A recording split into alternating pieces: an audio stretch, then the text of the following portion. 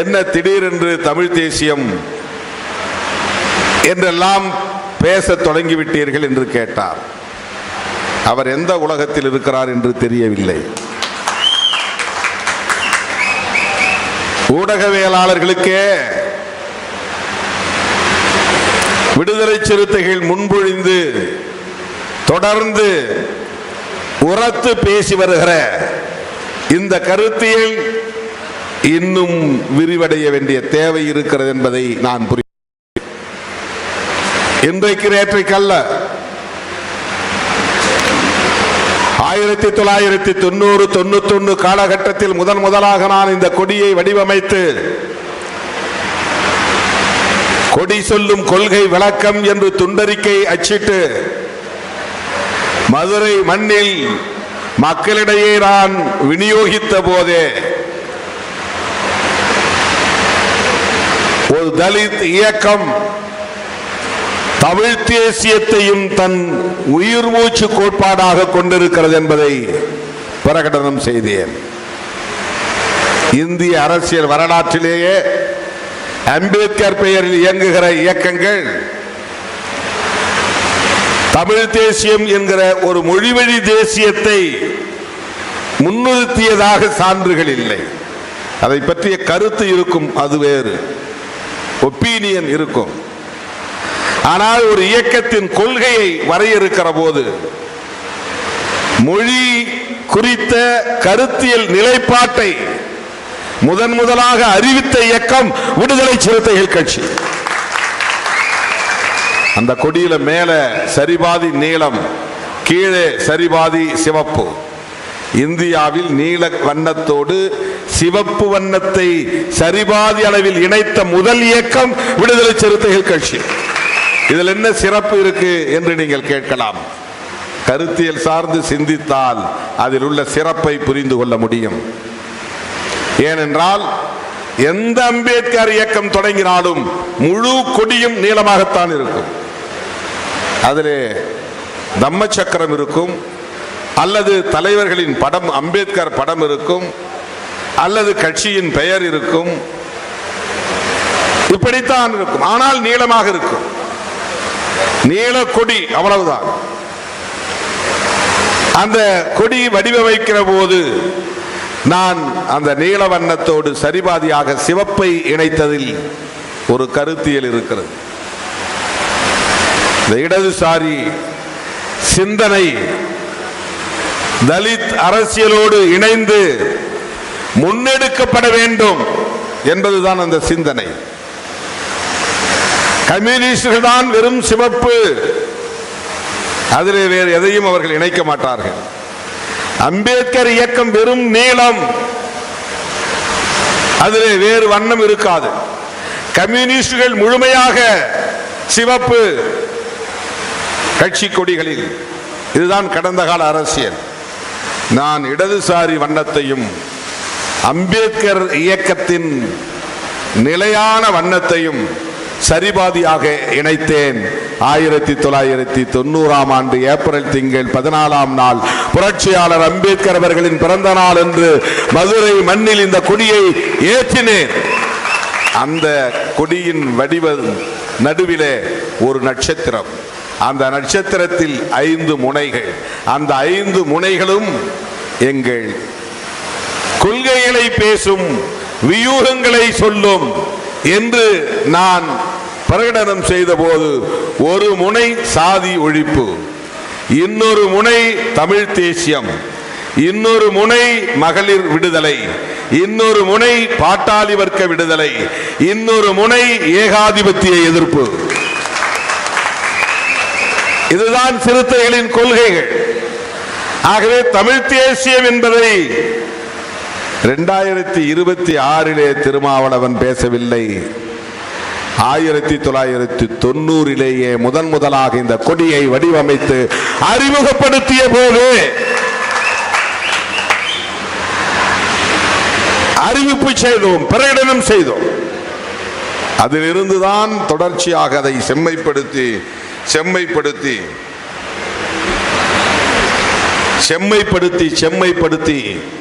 இன்றைக்கு தமிழ் தேசிய எழுச்சி மாநாட்டை நடத்துவது என்கிற ஒரு இடத்தை நாம் எட்டி பிடித்திருக்கிறோம். இந்த தமிழ் தேசிய பார்வையின் விளைவுதான் ராமசாமி என்கிற பெயரை தொல்காப்பியன் என்று நான் மாற்றி அறிவித்தேன்.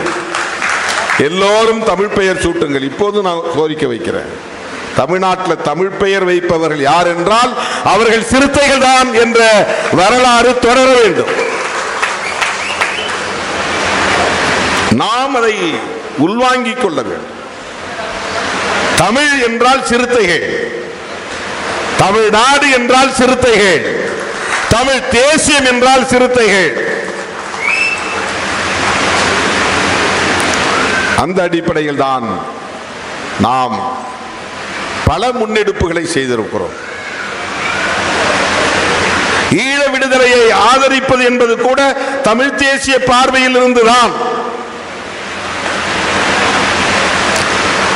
விடுதலை புலிகளை ஆதரிப்பது என்பது தமிழ் தேசிய விடுதலைக்கான தேவையை உணர்ந்துதான். சில பேர் தொடக்க காலத்தில் தலித் இயக்கத்துக்கும் தமிழுக்கும் என்ன சம்பந்தம் அப்படின்லாம் கேள்வி எழுப்பியிருக்கிறாங்க. இவர் ஏன் எல்டிடியை பற்றி அதிகமாக பேசுகிறார், பிரபாகரனை பற்றி அதிகமாக இவர் ஏன் பேசுகிறார் என்றெல்லாம் சொல்லி இருக்கிறார்கள், விமர்சித்திருக்கிறார்கள். அதற்கெல்லாம் நான் செவிமடுக்கவில்லை, விளக்கம் சொல்லவில்லை. அதற்கு நான் எந்த எதிர்வினையும் ஆற்றவில்லை. ஆனால் இன்றைக்கு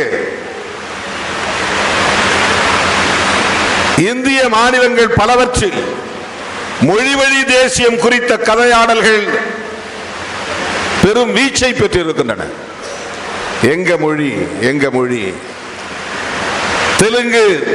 தெலுங்கு தேசியம், கன்னடம் கன்னட தேசியம், மலையாளம் மலையாள தேசியம், இந்தி ஆதிக்க எதிர்ப்பு,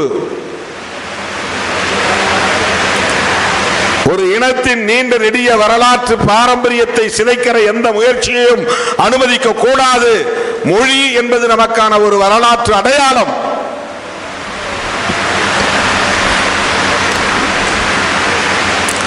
சாதி இந்துக்களாய் பரிணமித்தவர்கள் சமஸ்கிருதமயமானார்கள், விரைந்து மிக வேகமாக சமஸ்கிருதமயமானார்கள். கவி காமு ஷெரீப் என்ற ஒரு பெருங்கவிஞர் இருந்தார். அவர் ஒரு நிகழ்ச்சியிலே பேசும்போது தேவநேய பாவாணர் நூலக கட்டிடத்தில் 87 88 அந்த காலகட்டத்தில் 85 நான் எம்ஏ படிச்சுக்கிட்டு இருக்கும்போது 83 85 வரை நான் எம்ஏ படித்த காலம்.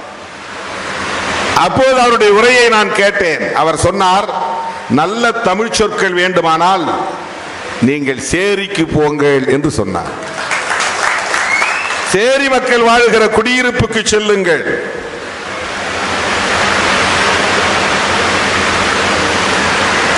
நல்ல தமிழ் சொற்கள் அங்கேதான் இருக்கிறது.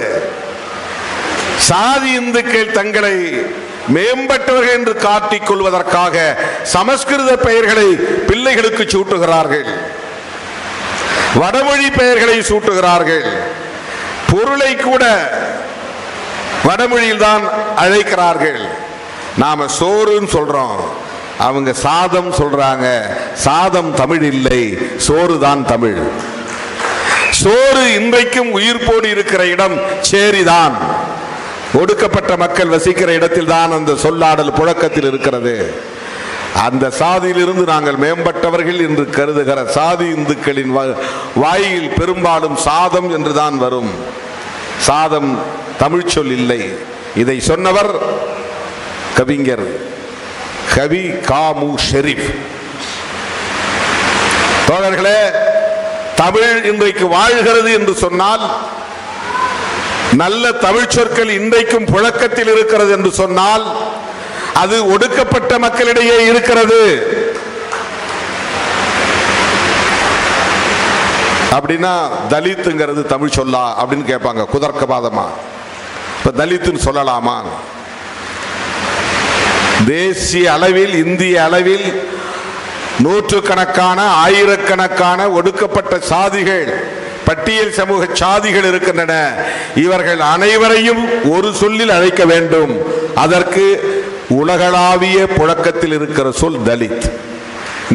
நீ எந்த நாட்டில் போய் தலித் சொன்னா கூட அவனால எளிதா புரிந்து கொள்ள முடியும்.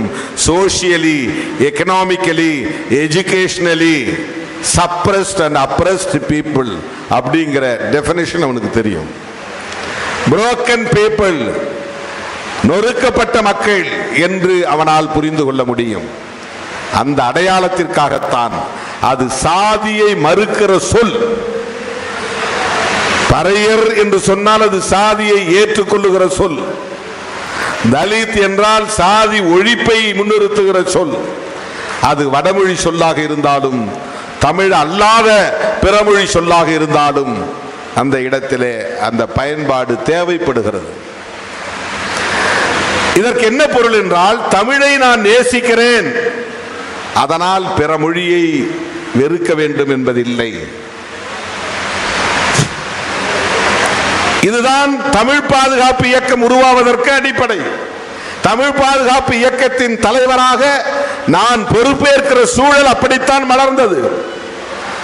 அன்னை தமிழை காப்போம், அனைத்து மொழிகளையும் மதிப்போம். இதுதான் திருமாவளவன் எழுதிய முழக்கம். அன்னை தமிழை காப்போம், பிற மொழிகளை வெறுப்போம் என்று நாம் பேசவில்லை. தமிழர்களை நேசிப்போம், தெலுங்கர்களை வெறுப்போம் என்பதல்ல தமிழ் தேசியம். தமிழர்களை நேசிப்போம், கன்னடர்களை வெறுப்போம் என்பதல்ல தமிழ் தேசியம். தமிழர்களை நேசிப்போம், இந்தி பேசக்கூடியவர்களை வெறுப்போம் என்பதல்ல தமிழ் தேசியம். தமிழ் தேசியம் ஒவ்வொரு தேசிய இனத்தையும் ஐக்கியப்படுத்துவதுதான். ஒவ்வொரு மொழியை பேசக்கூடிய தேசிய இனங்களை ஒருங்கிணைத்து தேசிய இனங்களின் ஒற்றுமையை வளர்ப்பது. நமக்கிடையில தெலுங்கு தமிழ்நாட்டுக்குள்ள தமிழ் தேசியத்தை விடுதலை சிறுத்தைகள் முன்னெடுக்கிறது என்றால், கன்னட தேசியத்தையும் அதே போல ஒடுக்கப்பட்ட மக்கள் தலைமை தாங்கி வழிநடத்த வேண்டும். ஏன்னா அவன்தான் அந்த பூர்வீக குடி, அவன்தான் அந்த மாநிலத்தின் மண்ணின் மைந்தர், அவன்தான் அந்த மொழிக்கு பிள்ளை. மற்றவங்கெல்லாம் சமஸ்கிருத மயமாகி விட்டார்கள். அவன் தாய்மொழியை விட அவனுக்கு இந்தி பெரிதாக தெரிகிறது. அவன் தாய்மொழியை விட சமஸ்கிருதம் அவனுக்கு பெரிதாக தெரிகிறது. அவன் பெற்ற பிள்ளைக்கு பொருள் புரிந்த தமிழ் பெயரை சூட்டுவதை விட, அவன் பெற்ற பிள்ளைக்கு பொருள் தெரிந்த தெலுங்கு பெயரை சூட்டுவதை விட, அவன் பெற்ற பிள்ளைக்கு பொருள் தெரிந்த கன்னட பெயரை சூட்டுவதை விட பொருள் தெரியாத சமஸ்கிருத பெயரை சூட்ட அவன் விரும்புகிறான். ஆனால் தன்னுடைய பிள்ளைகளுக்கு தன்னுடைய தாய்மொழியிலேயே பெயர் சூட்டுகிற கலாச்சாரம் இந்தியா முழுவதும் அந்தந்த மாநிலங்களிலும் வாழுகிற அந்தந்த மாநிலங்களை சார்ந்த ஒடுக்கப்பட்ட மக்களிடையே தான் இருக்கிறது. 90 விழுக்காட்டுக்கு மேல். முனியாண்டி அப்படின்னு சொல்ற பேர் உனக்கு கொச்சையாக தெரியலாம், ஆனால் அது அவன் வணங்குகிற குலதெய்வத்தின் தமிழ் பெயர். கருப்பையா என்கிற பெயர் உனக்கு என்னையா கருப்பையான்னு அந்த காலத்து பெயரை வைக்கிற, கருப்பு சாமின்னு வைக்கிற, ஆனால் அது அவர் வணங்குகிற குலதெய்வத்தின் தமிழ் பெயர். தமிழ் பெயர்.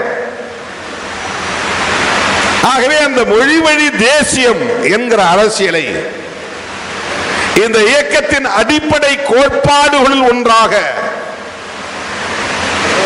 தொடக்க காலத்தில் இருந்தே முன்வைத்து வருகிற இயக்கம் தான் விடுதலை சிறுத்தைகள் கட்சி. இந்த தெளிவு உங்கள் ஒவ்வொருவருக்கும் தேவை. அண்மை காலமாக சிலர் தமிழ் தேசியம் பேசுகிறார்கள். அவர்களுக்கு சாதி ஒழிப்பு ஒரு முக்கியமான விஷயம் இல்லை.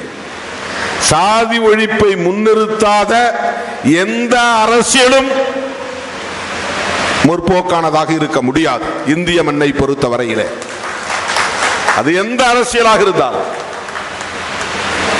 சாதி என்பது மக்கள் ஒற்றுமையை சீர்குலைக்கிற ஒன்று என்பது மட்டுமல்ல, உயர்வு தாழ்வு என்கிற உளவியலை கட்டமைத்திருக்கிறது. ஏன் சாதியை எதிர்க்கிறோம் என்றால், அந்த சாதி ஒவ்வொரு மனிதனுக்குள்ளேயும் இவனை விட நான் உயர்ந்தவன், அவனை விட நான் தாழ்ந்தவன் என்கிற தாழ்வு மனப்பான்மையையும் இவனை விட உயர்ந்தவன் என்கிற உயர்வு எண்ணத்தையும் கலந்து அவனை சீர்குலைத்திருக்கிறது, சிதைத்திருக்கிறது. வெறும் உயர்வு மனப்பான்மை மட்டும் கிடையாது. நான் உன்னை விட பெரிய ஆள் அப்படின்னு சொல்றவன் இன்னொருத்தனை விட கீழ்மையான ஆள் அப்படிங்கிற அரசியல் இங்கே இருக்கிறது. பார்ப்பனர்கள் மட்டும்தான் உயர்ந்த சாதி, கடவுளோடு பேச முடியும் என்கிற சாதி. மன்னாதி மன்னனாயிருந்தாலும் மன்னர்களுக்கெல்லாம் மன்னராக இருந்தாலும் அவன் பார்ப்பனர்களுக்கு கீழானவன் தான். தேசத்தை கட்டி ஆளுகிற முழுமையான அதிகாரத்தை கொண்டவனாக இருந்தாலும் காலால் படை, குதிரைப்படை, யானைப்படை என்று அவன் எத்தனை படைகளுக்கு தலைவனாக இருந்தாலும் ஒரு பார்ப்பனன் முன்னிலையில் அவன் கீழ் சாதி என்கிற உளவியல் இங்கே கட்டமைக்கப்பட்டிருக்கிறது.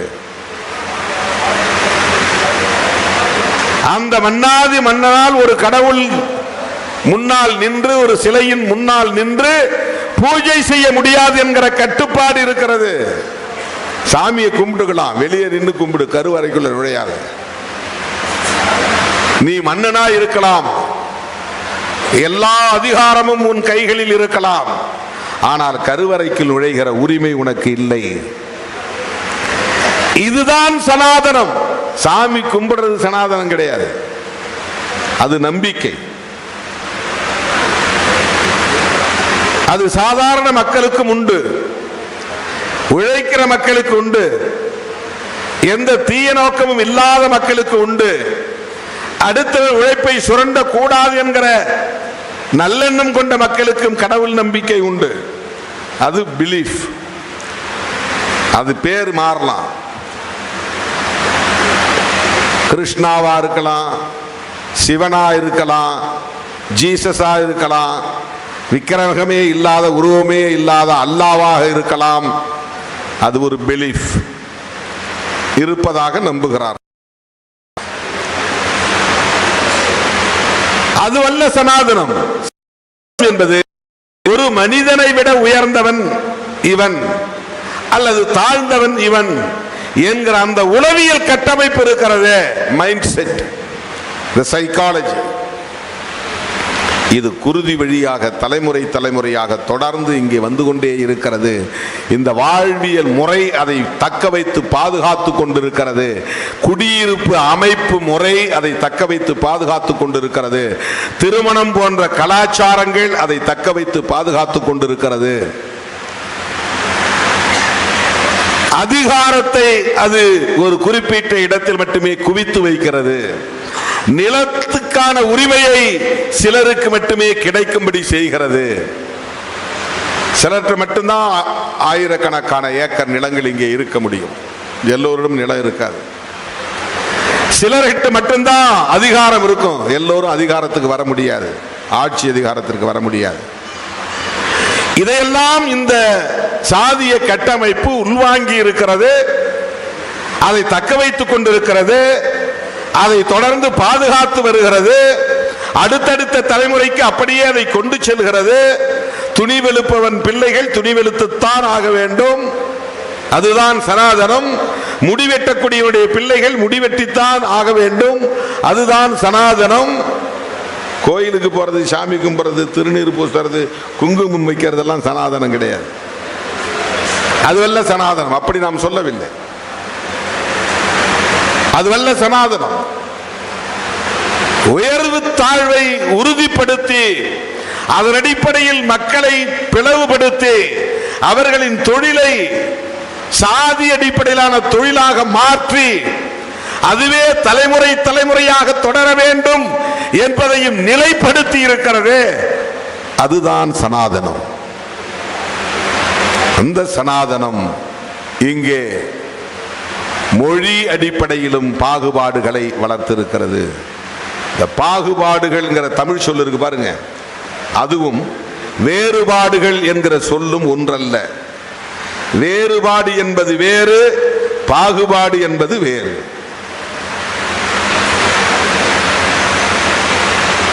கருப்பு வெள்ளை என்பது வேறுபாடு, குட்டை நெட்டை என்பது வேறுபாடு, இட்லி தோசை என்பது வேறுபாடு. ரெண்டு அரிசியில தான் செய்யறோம், அரிசியில தான் செய்யறோம். ஒரே கண்டென்ட் தான், ஒரே ரா மெட்டீரியல் தான், ஒரே மூலப்பொருள் தான். ஆனா வேறுபாடு. ஏன்னா இது இட்லி, இது தோசை, இது வேறுபாடு. இந்த இட்லிய ஒருத்தனை உட்கார வச்சு இலையில சாப்பிடுன்னு சொல்றது, உனக்கு அப்படிலாம் உட்கார வச்சு இலையெல்லாம் போட முடியாது. கையேந்து இந்த ஒரு இட்லி வாங்கிக்க, அப்படியே சாப்பிடு அப்படின்னு கையில போடுறது, இது பாகுபாடு. இட்லி தோசை என்பது வேறுபாடு. ஒரு மனிதனை நடத்தும் விதம் இருக்கிறதே, நடத்தும் முறை இருக்கிறதே, அதில் இருக்கிற உளவியல் இருக்கிறதே, அதில் இருக்கிற ஆதிக்க உணர்வு இருக்கிறதே, இதுதான் டிஸ்கிரிமினேஷன் பேர், பாகுபாடு. பாகுபாடு என்பதுதான் சனாதனம். இங்க இருக்கிற எவனுக்கு அதெல்லாம் புரியாது. இவர் சனாதன எதிர்ப்புங்கிறாரு, அப்புறம் ஏன் கோயிலில் போய் கும்பாபிஷேகம் நடத்துறாருன்னா, கும்பாபிஷேகம் எங்க அம்மா நடத்துது, எங்க அப்பா நடத்துறான், என் அண்ணன் நடத்துறான், என் தம்பி நடத்துறான். என்ன அவன் கூப்பிடுறான், நீ கூப்பிட மாட்ட. உனக்கு கூப்பிடுற அளவுக்கு உனக்கு மெச்சூரிட்டி கிடையாது, உனக்கு பரந்த மனப்பான்மை கிடையாது, உனக்கு எப்போதுமே ஒரு புத்தி இருந்துகிட்டே இருக்கு, இவனெல்லாம் இங்க கூப்பிடக்கூடாதுன்னு. ஏன் சொந்தம் பந்தம் என்ன கூப்பிடுறான், நான் போறேன். உணர்வுகளை மதிக்கிறேன், உணர்வுகளை மதிக்கிறேன். நான் போய் அப்பா என்னை எப்படியாவது முதல் மந்திரி ஆக்குன்னு நான் சாமி கும்பிடல, என்னை எப்படியாவது பிரதமர் மந்திரி ஆக்குது அப்படின்னு நான் சாமி கும்பிடல, எனக்கு எப்படி 100 வயசு ஆயுள் கொடுன்னு நான் போய் சாமி கும்பிடல. எங்க அக்கா தங்கச்சி அண்ணன் தம்பி மாமா மச்சான் என்னை கூப்பிடுறான், ஐயா எங்க ஊர்ல நான் கோயில் கட்டி இருக்கிறேன், எவனையோ கூப்பிடுறது பாரு, உன்னை கூப்பிடுறேன், நீ வா, நீ வா, நீ வந்து தண்ணியை ஊத்து அப்படின்னு அவன் கூப்பிடுறான், நான் போறேன். உடனே இவனுக்கு வந்து அவனுக்கு அவங்களால புரிஞ்சுக்க முடியாது. இந்த அரசியலெல்லாம் புரிஞ்சுக்கிற அளவுக்கு மூளை கிடையாது அவங்களுக்கு. இந்த அரசியலை புரிந்து கொள்ளக்கூடிய அளவுக்கு மூளை உள்ளவன் எவனும் இல்லை. அவனுங்க பார்த்து திருமாவளவன் தடுமாறுகிறாருங்கிறான், மாற்றி மாற்றி பேசுகிறாருங்கிறான். ஏன்னா இந்த லீடர்ஷிப்பை எப்படியாவது டேமேஜ் பண்ணணுங்கிறது அவன் நோக்கம். திருமாவளவன் என்கிற தலைமைத்துவத்தை தமிழகத்தில் சிதைக்க வேண்டும் என்கிற காழ்ப்புணர்ச்சியோடு பலரும் இங்கே பேசிக் கொண்டிருக்கிறார்கள். ஒன்றும் பண்ண முடியலையே இவன்ட்ட. என்ன ஆசை காட்டினாலும், என்ன வித்தை காட்டினாலும், எதுக்குமே ஏய்ந்து போகாத, இணங்காத, இசைவு கொடுக்காத ஒரு ஆளா இருக்கிறானே, அசைந்து கொடுக்காத ஒரு ஆளாக இருக்கிறானே, இதுதான் பிரச்சனை, இதுதான் பிரச்சனை. அது எப்படி நீ இங்க போயிட்டா அங்க எப்படி உறவு வச்சுக்க அப்படிங்கிறான். அவங்க 2 பேருமே உறவு வச்சுக்கிறாங்களே, அது எப்படி? ஜெயிச்சவங்களும் தோத்தவங்களும் அடுத்த நாளே சந்தித்துக் கொள்கிறார்களே, அதையே யாரும் கேள்வி கேட்கல. தீய சக்தின்னு சொன்னார் இல்லையா? இப்ப தீய சக்தின்னு சொன்னவர் எப்படி அவரை போய் தீய சக்தியை பார்க்கலாம் அப்படின்னு யாராவது விவாதம் நடத்தினாங்களா? அதுல என்ன அரசியல்? இப்ப 2 பேரும் ஒன்னா இருங்கப்பா, அப்பதான் பிஜேபியை எதிர்க்க முடியும் அப்படின்னு திருமாவளவன் சொன்னா, திருமாவளவனுக்கு என்னாச்சுன்னு கேட்கிறான். இந்த அரசியலை புரிந்து கொள்ளுகிற வலிமை அவர்களுக்கு இல்லை. அதுதான் பிரச்சனை. அதுக்கு ஒரு கெப்பாசிட்டி வேணும், ஒரு கிளாரிட்டி வேணும், அதுக்கு ஒரு பார்வை அணுகுமுறை தேவை, ஒரு விஷனரி அப்ரோச்ங்கிறது தேவை. நான் எங்க சுத்தி வந்தாலும் சனாதன எதிர்ப்பில் உறுதியாக இருப்பேன். நான் எங்க சுத்தி வந்தாலும் சனாதன சக்திகளை அம்பலப்படுத்துவதில் உறுதியாக இருப்பேன். நான் எங்கே சுற்றி வந்தாலும் தமிழ்நாட்டுக்குள் பிஜேபி வலிமை பெற்று விடக்கூடாது, RSS காலுண்டு விடக்கூடாது. அதுதான் என்னுடைய கவலை. திமுக கூட்டணி தோற்று போனது என்பது ஒரு கவலை. அதை விட நம் கண் முன்னாலேயே அதிமுகவை இப்படி சிதறடிக்கிறார்களே என்ற கவலை.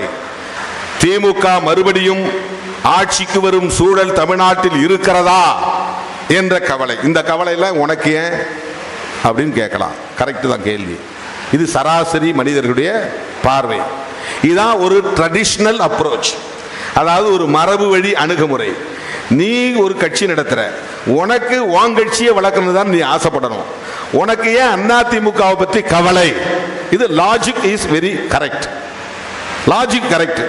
அதிமுக பத்தி நான் ஏன் கவலைப்படணும்? திமுக தோற்று போனா நான் ஏன் கவலைப்படணும்?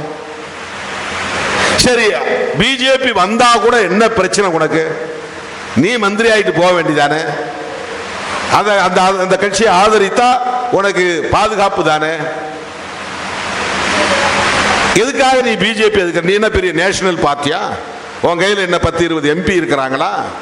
நீ தேசிய அளவில் பெரிய விளம்பரமான புகழ்பெற்ற ஒரு ஆளா? நீ எல்லாம் வந்து பிஜேபி எதிர்த்து வீழ்த்திட முடியுமா? இதெல்லாம் லாஜிக்கான கொஸ்டின் தான், தர்க்கம் நிறைந்த கேள்விகள் தான், அதுவும் நியாயம் நிறைந்த கேள்விகள் தான். ஆனால் அதை தாண்டி சிந்திக்கிற ஒரு அரசியல் தான் சிறுத்தைகளின் அரசியல்.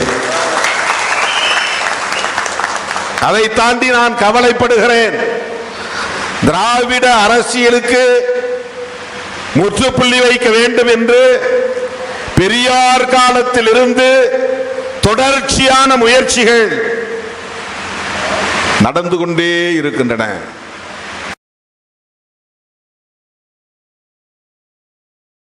பெரியார் அரசியல் தான் காரணம். ஏன் திமுக ஒழியணும் அப்படின்னு நினைக்கிறாங்கன்னா, அது வெறும் கலைஞர் குடும்பத்தை ஒழிக்கணுங்கிற அரசியல் கிடையாது. அது சிலருடைய நோக்கமா இருக்கலாம். திராவிட முன்னேற்ற கழகம் பேசுகிற அரசியல் விளிம்பு நிலை மக்களுக்கான அரசியலாக இருக்கிறது. அல்லது பெரியார் அரசியல் சனாதன எதிர்ப்பு அரசியலாக இருக்கிறது. அதுதான் பிரச்சனை. பெரியார் பேசுகிற அரசியல் அம்பேத்கர் பேசும் அரசியலாக இருக்கிறது. பெரியார் பேசும் அரசியல் அவருக்கு 40-45 வருடங்களுக்கு முன்பே பண்டிதர் அயோத்திதாசர் பேசிய அரசியலாக இருக்கிறது. சனாதன எதிர்ப்பு என்பது திருமாவளவன் கண்டுபிடித்ததல்ல. சனாதன எதிர்ப்பு என்பது பெரியாருக்கு முன்னாலேயே, புரட்சியாளர் அம்பேத்கருக்கு முன்னாலேயே இந்த மண்ணில் ஒரு இயக்கமாக வடிவம் பெற்றது என்றால் அது பண்டிதர் அயோத்திதாசரின் காலத்தில்.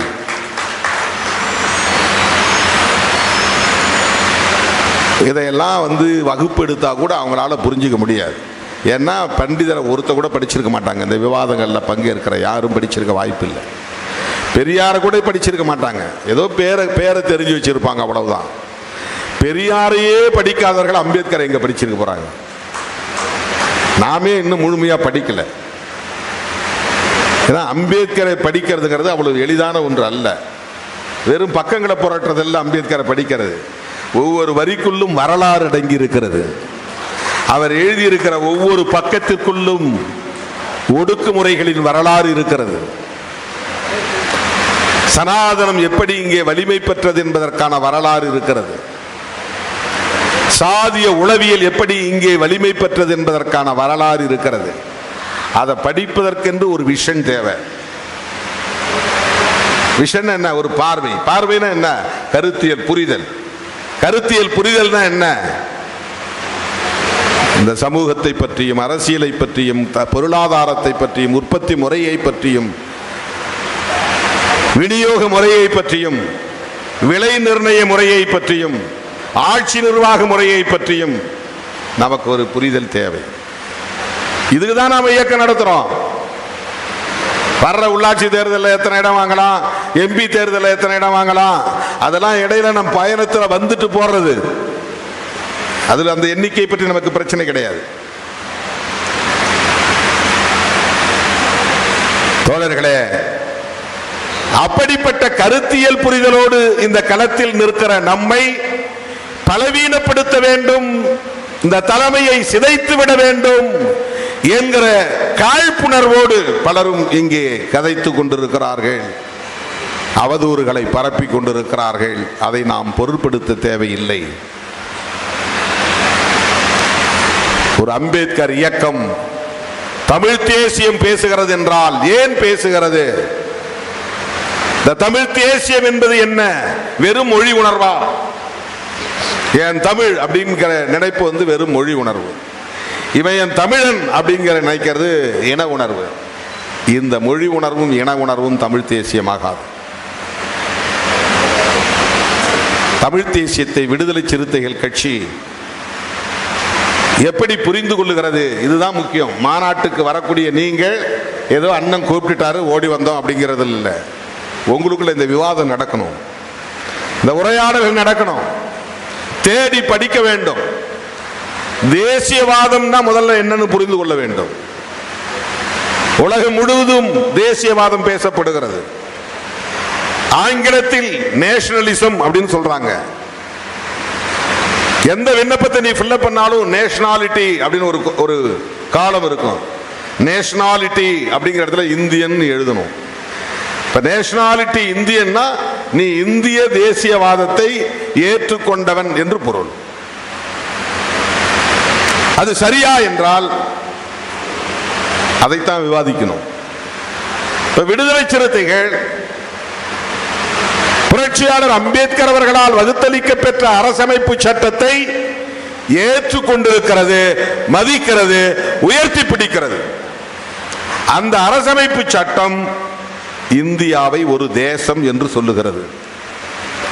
ஆகவே அரசமைப்பு சட்டத்தின்படி இந்தியாவை ஒரு தேசம் என்று நாம் ஏற்றுக்கொள்கிறோம். அப்படி என்றால் நான் இந்தியன் என்பதையும் ஏற்றுக்கொள்ளுகிறேன். இந்தியா ஒரு தேசமாக இருக்கிறதா நாடு விடுதலை பெற்ற போது என்றால் இல்லை.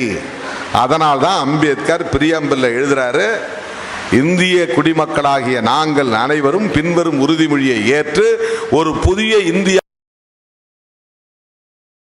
முகப்புரை. ஏற்கனவே இருந்த இந்தியாவை நாங்கள் தகர்க்க போகிறோம். அது பல காரணங்களால் பல்வேறு வடிவங்களில் ஒற்றுமை இல்லாமல் சிதறி கிடக்கிறது.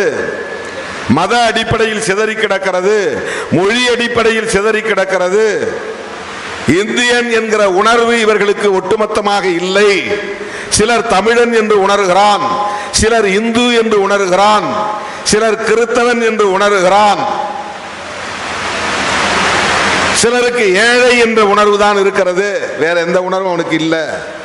சிலர் பணக்காரன் என்கிற உணர்வில் இருக்கிறான், சிலர் நான் ஆதிக்க சாதி, நான் பார்ப்பனர் என்ற புரிதலில் தான் இருக்கிறான்.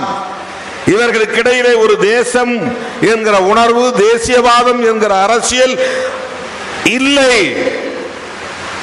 இதற்கெல்லாம் என்ன காரணம் என்று யோசித்த புரட்சியாளர் அம்பேத்கர் அவர்கள் இந்த அரசமைப்பு சட்டத்தின் உயிர் மூச்சு கோட்பாடுகளாக நீதி, சுதந்திரம், சமத்துவம், சகோதரத்துவம் என்கிற 4 கோட்பாடுகளை அரசமைப்பு சட்டத்தின் கோட்பாடுகளாக முன்வைக்கிறார். அதற்கு அடிப்படை கோட்பாடுகளாக புளூரலிசம் என்கிற புளூராலிட்டி என்கிற அந்த பன்மைத்துவத்தை அரசமைப்பு சட்டத்தில் உறுதிப்படுத்துகிறார். செக்குலரிசம் என்கிற புரட்சிகரமான ஒரு கோட்பாட்டை அரசமைப்பு சட்டத்தின் உயிர் மூச்சு கோட்பாடாக வைக்கிறார். இதெல்லாம் ஆங்கில சொல்தான், ஆனால் நீங்கள் ஒவ்வொருவரும் இதை உச்சரிக்க வேண்டும், தெரிந்து வைத்திருக்க வேண்டும். அந்த செக்குலரிசம் என்பதுதான் இங்கே மதச்சார்பின்மை என்று தமிழிலே அழைக்கப்படுகிறது. இந்தியாவில் எத்தனை மதங்களும் இருக்கட்டும், ஆனால் உருவாகிற அரசு மதசார்பற்ற அரசாக இருக்கட்டும். இதுதான் கான்ஸ்டிடியூஷன், இதுதான் கான்ஸ்டிடியூஷன். இந்தியாவில் எத்தனை மொழிகளும் பேசப்படட்டும், ஆனால் ஒரு மொழி சார்ந்த அரசாக இது இருக்கக்கூடாது. இதுதான் செக்குலரிசம். ஒரு சார்பு கூடாது, அதுதான் செக்குலரிசம்.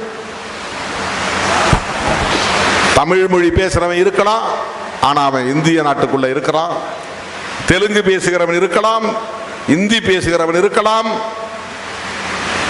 பீகாரி பேசக்கூடியவன் இருக்கலாம், மராத்தி பேசக்கூடியவன் இருக்கலாம், கன்னடன் பேசக்கூடியவன் இருக்கலாம். எந்த மொழியையும் பேசக்கூடியவன் இந்தியாவுக்குள் வாழலாம், இந்தியனாகவே வாழ வேண்டும், அவ்வளவுதான். இதை அனுமதிப்பதுதான் பன்மைத்துவம். பன்மைன்னா புளுரல், பல அப்படின்னு அர்த்தம். பன்மைத்துவம்னா பல தன்மைகள் இந்த மண்ணில் கலாச்சாரமாக ஊறி இருக்கிறது, அதை அனுமதிப்பது. தோழர்களே, புரட்சியாளர் அம்பேத்கர் வகுத்தளித்த இந்த அரசமைப்பு சட்டத்தை நாம் ஏற்றுக்கொள்ளுகிற போது இந்தியாவை ஒரு தேசமாக கட்டமைக்க நாம் உறுதியேற்கிறோம். அந்த தேசம் மதசார்பற்ற இந்தியாவாக இருக்க வேண்டும். அப்போதுதான் சாதியற்ற இந்தியாவை உருவாக்க முடியும். சாதியற்ற இந்தியாவை உருவாக்கினால்தான் உயர்வு தாழ்வு இல்லாத சமத்துவ இந்தியாவை உருவாக்க முடியும். இந்த சீக்வன்ஸ் நீங்க புரிஞ்சுக்கணும்.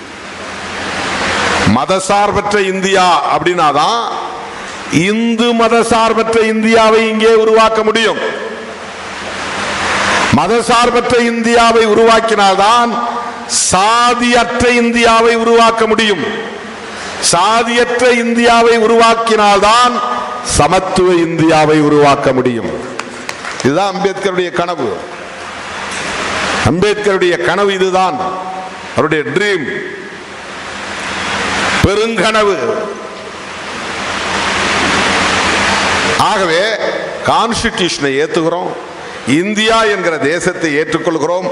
அந்த அரசமைப்பு சட்டத்திற்குள்ளே எங்கள் மொழி உரிமையும் இன உரிமையும் பாதுகாக்கப்பட வேண்டும். நாங்கள் இந்திய அரசமைப்பு சட்டத்தை ஏற்றுக்கொண்டதனால் எங்கள் மொழியை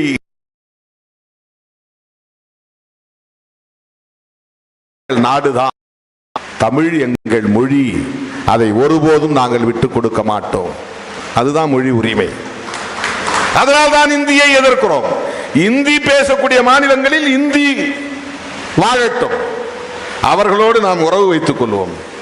இந்தி தேசியம், தமிழ் தேசியம், இது எப்படி நடக்கும் சில பேர்.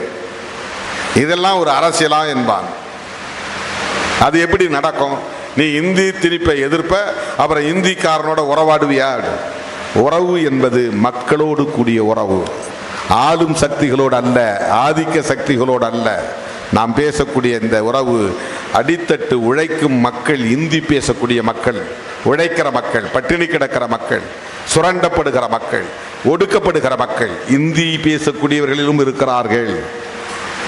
பீகார் மொழியை பேசக்கூடியவர்களிலும் இருக்கிறார்கள், தெலுங்கு மொழி பேசக்கூடியவர்களிலும் இருக்கிறார்கள்.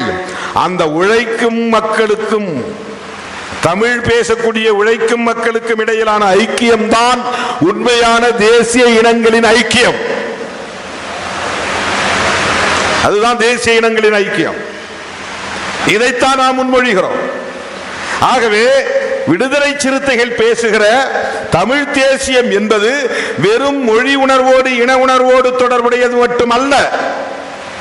அது இனவாதமாக மாறி வேறு மொழி பேசக்கூடியவர்கள் மீது வெறுப்பை கக்க வேண்டி வரும். அவனை பார்த்தாலே அவன் தெலுங்க, அவனை உள்ள விடாத, இவன் கன்னடன், இவனை உள்ள விடாத, இவன் பீகாரி, இவனை உள்ள விடாத, இந்த வெறுப்பு அரசியல் வளரும்.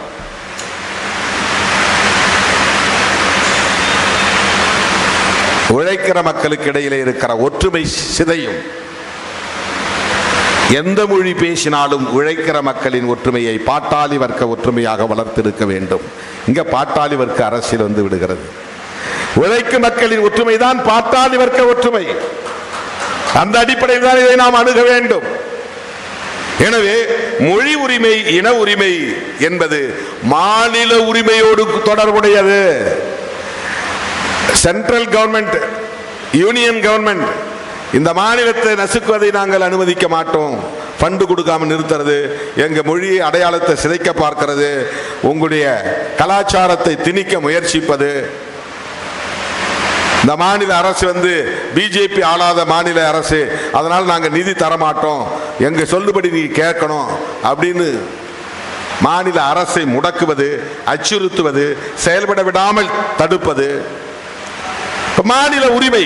மாநில உரிமையை இன்னும் ஒருபடி மேலே போனால் மாநில சுயாட்சி. மாநில சுயாட்சி மாநாடு நடத்திய இயக்கம் விடுதலை சிறுத்தைகள் கட்சி. ஆகவே நாம் பேசுகிற தமிழ் தேசியம் இந்திய அரசமைப்புக்கு உட்பட்ட மொழி உரிமை, இன உரிமையுடன் கூடிய மாநில சுயாட்சி என்பதுதான். இரண்டாவது கூறு, நீங்க புரிந்து கொள்ள வேண்டிய கூறு, இரண்டாவது கூறு, இந்திய தேசியம் என்பது பிஜேபி எப்படி பேசுகிறது, காங்கிரஸ் எப்படி பேசுகிறது, மற்ற கட்சிகள் எப்படி இந்திய தேசியத்தை பேசுகிறார்கள் என்று பார்த்தால், மற்ற கட்சிகள் எல்லாம் ஒரு புறம் தள்ளி வைத்துவிட்டு நாம் முதல் இயக்கமாக கணக்கிலே கொள்ள வேண்டியது பிஜேபி பேசுகிற இந்திய தேசியம். பிஜேபி பேசுகிற இந்திய தேசியம் காங்கிரஸ் பேசிய இந்திய தேசியம். காங்கிரஸ் இது ஒரு நாடு, இந்தியா என்கிற நாடு, நீயும் நானும் இந்தியன் என்கிற உணர்வை மட்டும் சொன்னது. அது நாட்டினத்தால், நாட்டினம்னா நேஷனாலிட்டி, நாட்டினத்தால் முன்மொழிய பெற்ற தேசியவாதம் இந்தியன் நேஷனலிசம். அது இந்தியன் நேஷனலிசம். ஆனால் பிஜேபி வைப்பது இந்து நேஷனலிசம். இந்த நாடு இந்துக்களுக்கு மட்டும்தான் சொந்தமானது. நீ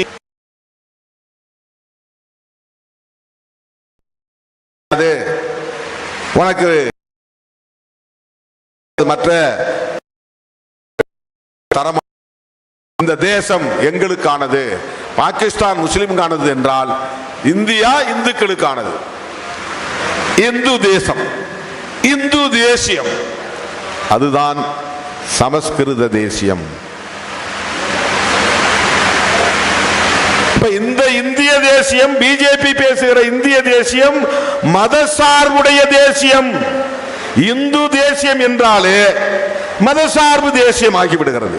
மதசார்பு தேசியம் என்றாலே அரசமைப்பு சட்டத்திற்கு எதிரானது. அரசமைப்பு சட்டம் மத சார்பின்மையை பேசுகிறது. இவர்கள் பேசுவது ஹிந்து நேஷனலிசம்.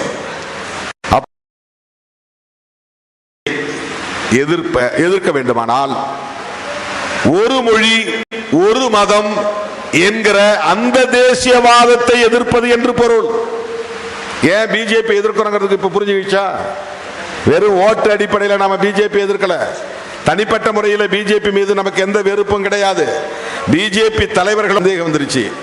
அதனால எல்லாரும் அது எப்படி அவருக்கு நட்பு உறவு அப்படின்னு பேச ஆரம்பிச்சாங்க.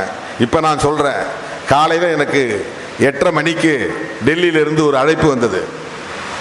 +11 போட்டு நம்பர், லேண்ட்லைன் நம்பர்.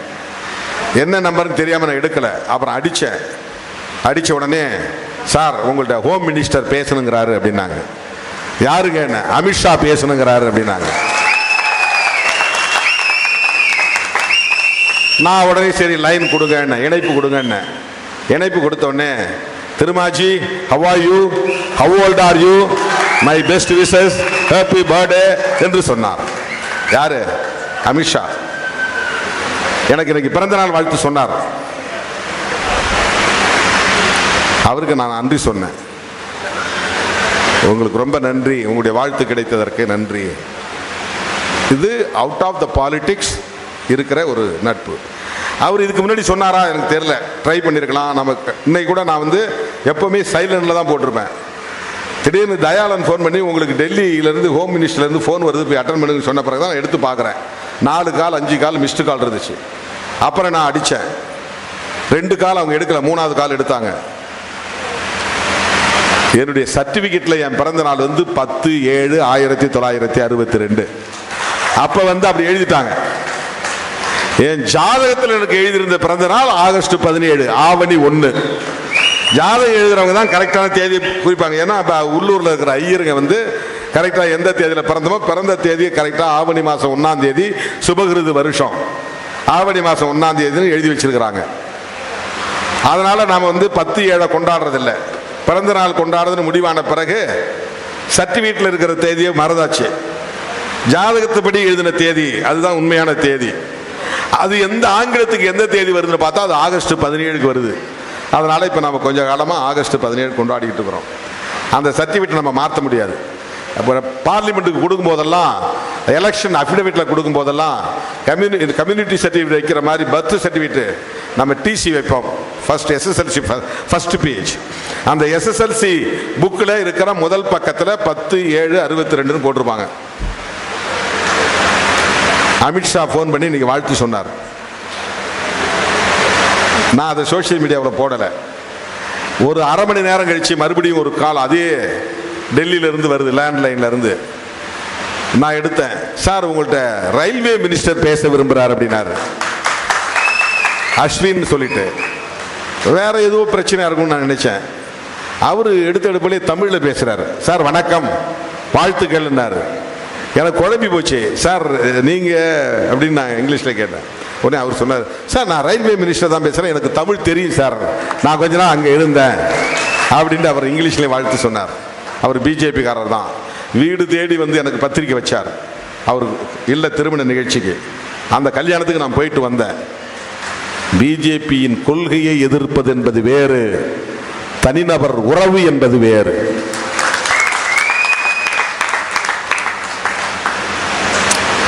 மே மாதம் 21ஆம் தேதி 9ஆம் தேதி பேட்டியில் சொன்னேன், நீங்கள் ஆதரவு கொடுத்துட்டீங்க, திமுக கூட்டணி தொடருதான், திமுகவோட நல்ல நட்பில் தான் இருக்கிறோம், உறவு தொடர்கிறதுன்னு சொன்னேன்.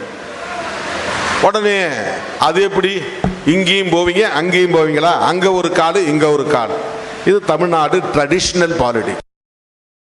பேசக்கூடாது, இங்கே போனால் அங்கே பேசக்கூடாது. ஜெயலலிதா அம்மா இருந்தப்போ அதிமுக தலைவர்கள் யாராவது அவளை பார்த்துட்டா ஓட்டம் முடிச்சிருவாங்க, வேண்டாம் வேண்டாம் வேண்டாம், போட்டோ எடுத்து எவனாவது அனுப்பிச்சிருவான், அப்படி மிரட்டி வச்சிருந்திருக்காங்க அதிமுக திமுக தொண்டர்கள்ட்ட. இந்த அரசியல் இந்த தாக்கம் இன்னும் இருக்கு. அதை முதல்ல உடைச்சவன் திருமாவளவன். நான் திமுக கூட்டணியில் இருக்கும் போதே அப்போல்லா மருத்துவமனைக்கு நான் போனேன். எல்லா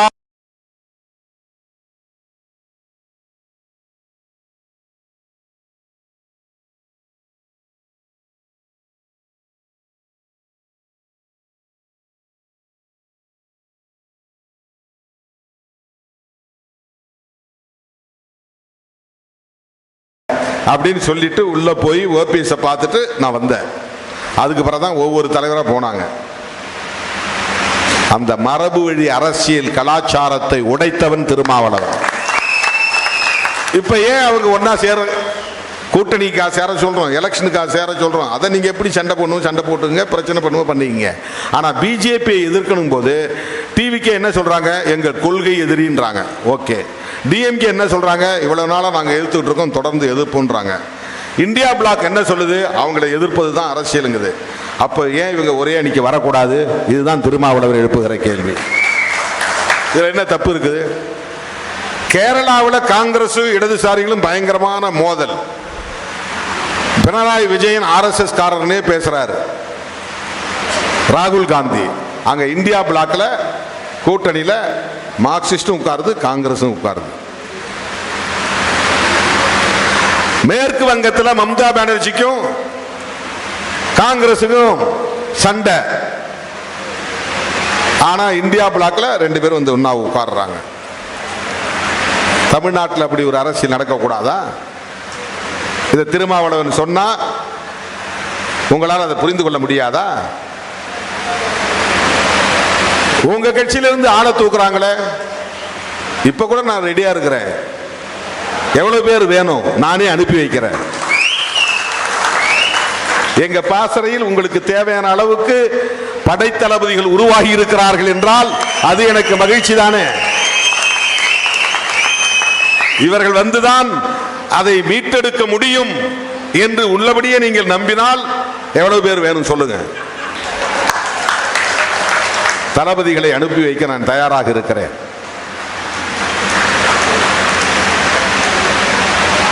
தோழர்களே, நம்முடைய அரசியல் சக்தி என்ன என்பதை காட்டுவதற்கான நாள் ஆகஸ்ட் 17.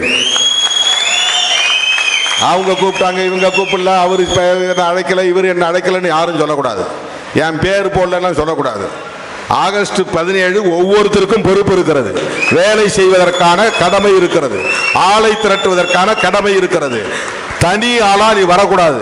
வேற ஒருத்தர் எடுக்கிற வண்டியில நீ வரக்கூடாது. சேர்ந்து வண்டியை எடுத்து வாங்க. ஒவ்வொருத்தர் பொறுப்புலையும் குறைஞ்சது 4 வண்டி 5 வண்டி நான் வைப்பேன்.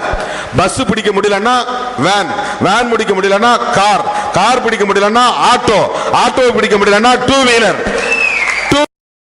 சைக்கிள். உளுந்தூர்பேட்டைங்கிறது எவ்வளவு தூரம்?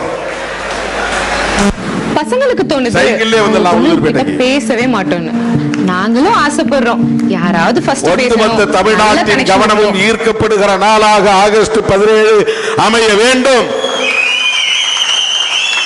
நாம் பேசும் தமிழ் தேசியத்தின் 2 முக்கியமான கூறுகள், ஒன்று மாநில சுயாட்சி, இன்னொன்று உயர்வு தாழ்வு என்கிற இந்த பாகுபாடுகளை கலைந்தெழியக்கூடிய சாதி ஒழிப்பு அரசியல். சாதி ஒழிப்புடன் கூடிய தமிழ் தேசியம். இதை நாம் விரிவான விவாதத்திற்கு உட்படுத்துகிற ஒரு களத்தை அமைக்கிற மாநாடுதான் தமிழ் தேசிய எழுச்சி மாநாடு என்பதை சொல்லி நான் விடுத்த வேண்டுகோளை ஏற்று இங்கேயே வந்து லட்சக்கணக்கிலே கொடையளித்திருக்கிற என் உயிரின் உயிரான விடுதலை சிறுத்தைகளுக்கு நன்றி கூறி இந்த முதல் நாள் நிகழ்விலேயே 17,33,000 ரூபாய் நீங்கள் 7 மண்டலத்தின் சார்பாக நிதி வழங்கியதற்காக மகிழ்ச்சி அடைகிறேன்.